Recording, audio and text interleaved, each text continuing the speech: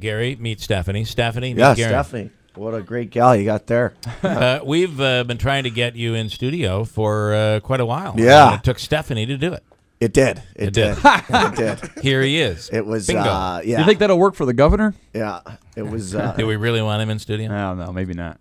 You should put Stephanie on the governor. It would happen. Okay, we'll work on it. All right. There you go, Stephanie. Get on the governor. Yeah. Okay, we had her on Trump. We really thought we were going to be close to getting Trump before the election, and it didn't work out. Didn't work Before out. the Access Hollywood video, too, came out. Yeah. That was our best chance. All right, Heenan, what do you think? What do you make of this whole Hamilton College, Utica College students involved? They're doing a march. I mean, don't you at least say, here they are. They're not playing video games. They're not drinking at some party. They're out standing up for what they believe in. I think that's there's okay. something to be said for that. Yeah. No question. But I think they could have had louder voices prior to. You think? That's what I'm saying. I mean, they could have finished this whole thing off if the millennials would have banded together and voted for Hillary Clinton. She'd have won. I think it would be interesting if you asked every kid that marched today if they voted. If they voted. And I think you'd be shocked by that result at how many don't.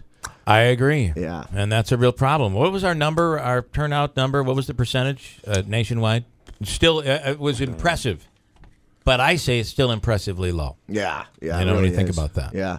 So how do you think Trump's going to be able to make this transition? Well, he's certainly got challenges, but I think he's smart enough now that once he won kind of the entertaining race, that he did win that. He'll surround himself with the Smart right people. staff, and you know, I think Obama stood up and said, "We'll do it together." And Are I'll your be fellow there. Canadians okay with? They're a little nervous. You know, it's funny because you know it wasn't that long ago we kind of had our own rock star voting up there. You know, a good-looking 44-year-old kid who, you know, they were like, "Who's this young guy?" And liberal, by the way. Family legacy, liberal. Yeah.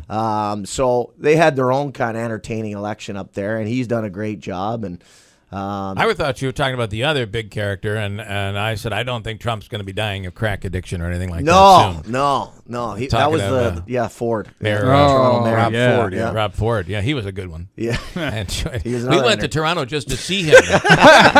we visited every bar in the city. Yeah. We never got to see him anywhere. I think that was a guy who enjoyed life. He did. He really did. He did. You know, he ate a lot. He drank a lot. Yeah. And evidently, he smoked a lot. We're gonna live. We're gonna live this one. And who likes a long life? Let's live it well, short.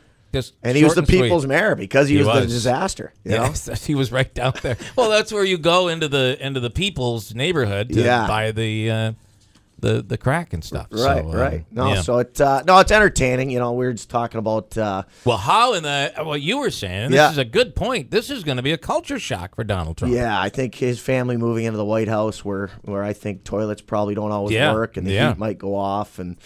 He may remodel the whole place. He may. You know, it might, and that alone might be a good thing for the United States of America. It might be the renovation of the White House. I have a feeling you're going to see the first family living a lot in New York City. It'll be interesting to see that transition. Yeah. You know, but this could be the worst house he's ever lived in. It is, man. What a dump! This place. Manaski has numbers. What was the percentage? Actually, early voting numbers were up, but Election Day votes were down a little bit compared to previous years. 57% of eligible voters cast ballots this year. That was down from 58.6% in 2012 and almost 62% in 2008. Well, that was a big Obama year. Yeah, so and that he was inspired, and she did not. But I think what is it, that 18 to 24? Yeah, you know, it'd be interesting to see if that number's on a decline as each election goes on. Well, it blows. I mean, that number in the 50s of and a big year like this, no one. If you're upset that Donald Trump became president of the United States, you have no one to blame but yourself if you didn't vote. Yeah, I mean, I teach a class up on Utica College, actually. It's called First Year Seminar, and you kind of a wide range of topics. And, you know, of probably the 18 kids in our class, I think 2 said they voted. Wow. You know? So I don't think they're getting involved. You know, now they're all up in arms, but come on, where was your voice when it mattered? And now, you know, quite frankly, honestly, guys, it's kind of turned the page, in my opinion.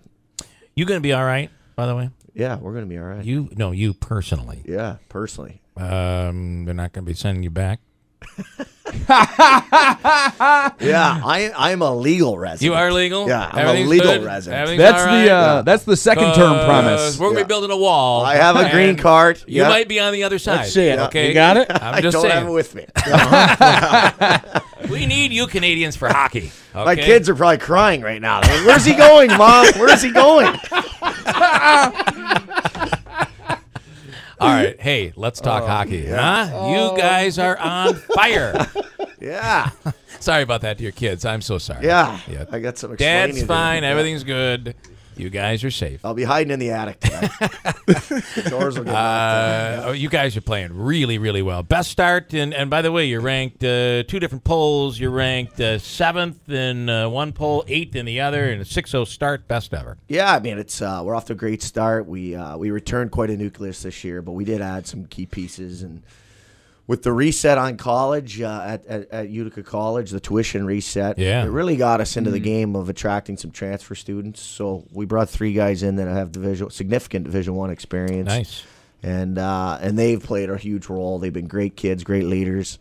We got an early bounce on the first weekend, which was really hard, really tough weekend. And then at home, we've done our thing at home. We've had a strong home presence for quite some time. So it's been exciting. We've got a ways to go. If you look at those polls, Oswego, UMass Boston, Hobart are all ahead of us, and we play them all in the next Well, you know how those polls are. 3-4 weeks. Yeah. So we've got our work cut out for us moving forward, but it's so far it's been an exciting year.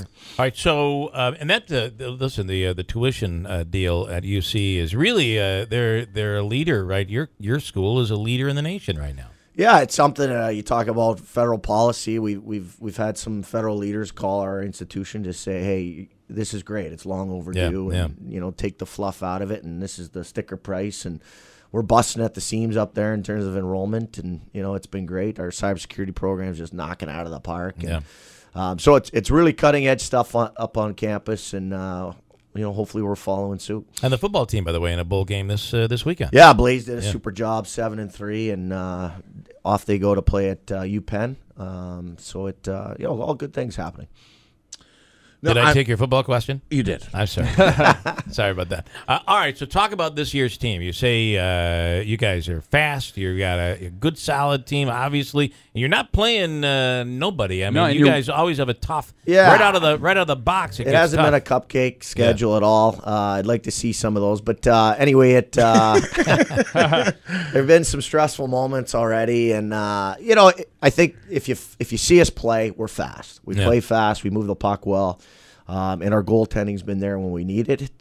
We have been out shooting clubs. We're scoring a lot of goals. You're winning by huge margins. We're scoring more than we ever have. Our power play's on fire, which is, as you guys know, not the norm. I probably could be criticized as one of the weaker power play coaches. But it's going right now, and the guys are having fun. So it's, all right, quickly, Teddy Bear Toss is going to be right in the heart of December this year.